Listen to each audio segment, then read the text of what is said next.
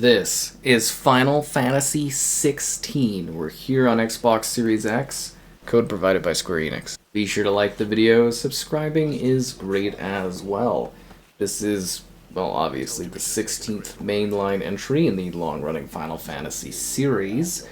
It's one that released on PlayStation as an exclusive a couple of years ago, and surprise, has finally made its way over to the Xbox platform, which is quite exciting if you are a fan of this series and you want to play what is a pretty epic and exciting adventure following a character that has had a pretty rough starting in life, opening hard-fought battle, hard-fought loss, and now many years later has grown and is seeking vengeance across the world with a new group that basically aims to free people that are similar to him. It's an interesting setup, and yeah, it's your typical Final Fantasy type experience. You know, you're kind of moving through different areas, fighting various enemies. Big difference here is they've embraced the I guess you would say the more live combat style, as traditionally Final Fantasy is something that is played with a turn-based styling to it, whereas this is, you know, live combat and action. I've chosen this somewhat early on part of the game. I think this is like a few hours in. It's kind of just after all the tutorial stuff wraps up, and I know it's a very, very long tutorial and opening, and it's quite an adventure, like, honestly, when you see everything kind of popping off and all the crazy action and that. You get some pretty crazy, like, things going on in the opening, and then, yeah.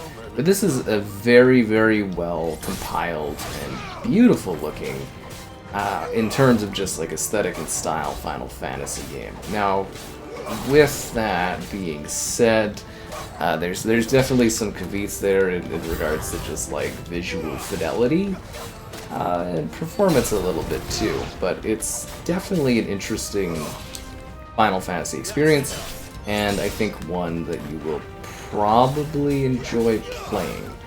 So yeah, the music here is just absolutely incredible. Like, seriously, it sounds so cool. But yeah, you've got like kind of the blessing of the Phoenix, as to say, which allows you to unlock and use these fire abilities. There might be some other twists in regards to your magic elements a little bit later on, but that's kind of what you start with, and that's basically what you are as a starting foundation for your character. Yeah, utilizing the power of Eikons in battles with cinematic evasions, cinematic strikes, which is kind of funny. So this version of the game, at this point, you know, all the DLC's out, we get a feature-complete version of the game. There's quite a lot of content to enjoy if you want to dive in and play the whole thing. But, you know, the main story is pretty lengthy. There's a lot to it, and again, it is, you know, it's a single-player setup, a single-player experience, and that's what we're aiming to enjoy. So this is the quality mode. There's two different performance profiles. So quality is, again, all this stuff is temporal. So this is attempting to output at 4K. It's dynamic internally. It goes from like 1440p to like the lower bounds of 1080p or so. This version looks a lot better visually. It is, however, 30 FPS. It does seem to be pretty smooth for a 30 FPS mode. The clarity is pretty decent, you know, like, I think the trees and everything like that. It's also, like, the reason you pick this area as far as, like, a test for, like, quality and everything like that is because it's a very dense, luscious area. Like, it's supposed to be more like a real forest, and that's kind of why we show this area. So we're gonna go and we're gonna switch it up to, not that area. Like 4 billion menu things here. And we're going to go over to the graphic settings, and we're going to move this over to performance. So this is a game that's very cinematic driven, but like the combat is very frantic, frenetic, very action packed. So you probably want to be playing this with the performance mode on, but you know, all to their own in case you want more visual fidelity, because yes, there is quite a drop in regards to just the softness of the picture. I think you're likely seeing that in the gameplay is just immediately there's a huge bump up in frame rate and then a huge drop in the quality of the visuals and everything like that. So this is a similar situation where it's temporal. It seems like our max is like 1440, and the bounds goes to it seems like 720p, could be a little bit lower, up to 1080. Like, it's during the cinematics here, it looks okay and clean, but during gameplay and combat, it is very, very blurry, at times even very jagged, like as if it's lacking in aliasing, or anti-aliasing, I guess you would say. Lots of aliasing, but lacking in anti-aliasing. Like, for example, there's a town area that you kind of visit, and the town area is just really quite jaggedy and low res, and I don't remember the PlayStation 5 version being so blurry, but it has been, you know, a while, like what I think, like a couple of years or so. So it's like, it could be just misremembering, but yeah, it's just kind of like, huh, because it is quite noticeable, the drop in regards to just like visual fidelity. But hey, you get 60 FPS for the most part. It is quite smooth, like during combat and stuff. I did notice some dips, especially during some of the heavier kind of moments, kind of cinematic moments. There would be like a dip here or there. I don't think it's too bad. Like, I remember there being quite a bit of performance issues when this kind of dropped on the PlayStation side of things, and I think they've kind of gone in a direction that is just making sure, even at the sacrifice of visual fidelity, that the game is running a lot smoother, which I think a lot of people will appreciate. So there's HDR support, VRR, which is variable refresh rate support, and yeah, it's a pretty straightforward game for combat. Like, a lot of the game is very narrative heavy, so you are focused more on the story of the game, as opposed to like anything else. And then you go to combat, and combat is pretty flashy. Like, it's very particle effects driven, you know, you've got a couple of comrades helping you out, battling away. But yeah, it is, we kind of joke, it's like, I guess for Xbox, it's literally press X the video game. So, you know, that's kind of a lot of what it is you're just pressing the X button like over and over again, and then occasionally using like an ultimate.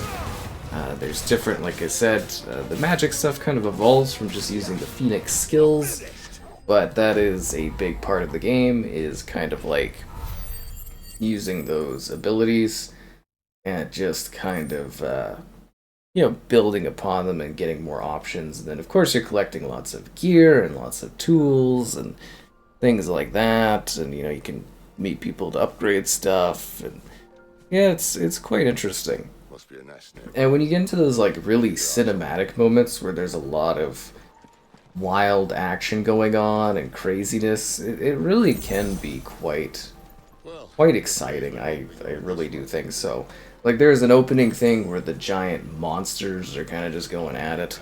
I mean, like, to better explain things, like, I'm trying to keep it relatively vague so that when you play the opening, like, tutorial of the game, which again is like a couple hours, a few hours or so, it is surprising to you, because I'm assuming you're maybe playing this for the first time. But, like, just to give a little context into this world. So, like, if you're not familiar with Final Fantasy, which I know might sound crazy, but, you know, some people are, you know, new to this stuff. Most of the Final Fantasy games are their own story. Like, the reason it's called Final Fantasy is it was their last-ditch effort at a game or whatever to, you know, kind of save the company, as to say, or they just assumed it was going to be their last game. And then it was a big success, and they kept making them. And now it's been, you know, decades, and we've gotten dozens upon dozens of Final Fantasy titles. So they're kind of standalone for the most part, like I said. So this is like, you know, you don't have to have played anything else to jump in and play this game. It's just Final Fantasy, which is pretty cool. And it delivers something that is like fresh and new for the characters. There are these things they call dominants. So some people have access to very specific, I guess you would say, gifts. And they can become like these massive, towering forces that, you know, are kind of like dangerous and all-powerful. And, you know, didn't we just come from this way? Maybe not. And, you know, it's like basically so large, they call them like titans, basically, is what I would say. But, you know, they're called dominants. And they could, like, just stomp on regular soldiers as if they're nothing. Which is kind of wild. And they have different kind of gods that sort of, for powerful beings that kind of bless them. And, like, there's this sort of magic within the land. And then there's this combat and this conflict goes on. There's, like, this battle over these special crystals that give magic and essence and allow people to live in a magical sort of way, I guess you would say. They live in a way that is interesting and, you know, it allows them to do things that are considered unnatural. But no, that's kind of the setup there, is you get, yeah, a build-up of this power, and then you've got a situation where a lot of people are dealing with this sort of hollowing of the land, this decay that's happening. And all these individuals are trying to figure out different ways to deal with it. And that's kind of the central conflict for this series, or at least this entry in the franchise, this game, Final Fantasy 16.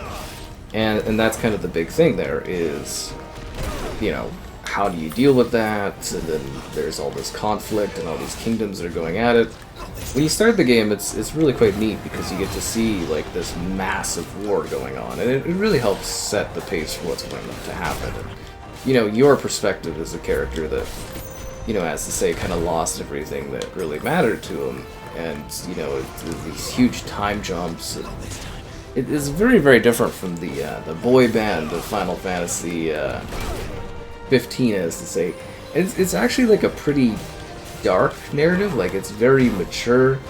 You know, it's still got the fun and the action of the Final Fantasy series, and, you know, the flair and everything like that, and the aesthetic and the cool little things that happen, the moments. But yeah, no, it's definitely quite tonally intense from that perspective. I should turn on, one sec here, I'm wondering if I have the there's like this special thing you can get. I don't like an attribute, because you got like different items. I don't know if I have it. Attributes, this thing here, because you get these gemstones. The Ring of Timely Strikes. And unable to change gear while in combat. Oh, that just sucks for me. Yeah, that sucks. Anyways, there's these cool like amulets that give you like abilities and stuff. But, you know, all the different perks and gear systems that you would expect out of a role-playing game and that. And it's cool to see a new Final Fantasy arrive on Xbox. Like, it was kind of exciting when we had Final Fantasy 15, and then it was just like, oh, you know, we've been kind of just missing this franchise for quite a while, like a decade? I think, like, literally, like a decade, right? Like, yeah, because no Final Fantasy VII Remake, but now we're finally getting that. But, yeah, it was kind of crazy. It was just basically exclusivity for PlayStation on this, and then now we get to finally play and enjoy these games. And it's like, it's a pretty great game, like it really is. As I said, it's a little simplistic, if that makes sense. Like it is kind of, you know, but you get the dynamics of combat, and there's, you know, different stylings to it, and yeah, it's pretty great, I would say. I'm fairly happy with what it has to offer, and gameplay-wise, I think it's pretty cool. Yeah, definitely a fun and fulfilling setup, and as I said, like it is a very lengthy game. Like if you're wondering if you're gonna get your value out of this being like, oh, I'm kind of late to the mix. So like if you've not had anything spoiled, or you know, you're kind of just wanting a really good role-playing story game, this is kind of it. No, seriously, like this is monumentally large. It's great sense of scale. It's got cool flared combat and style, and it's just filled to the brim with action. No, really, it is great characters, great moments, great performances, cool monsters and creatures, and powerful abilities and things.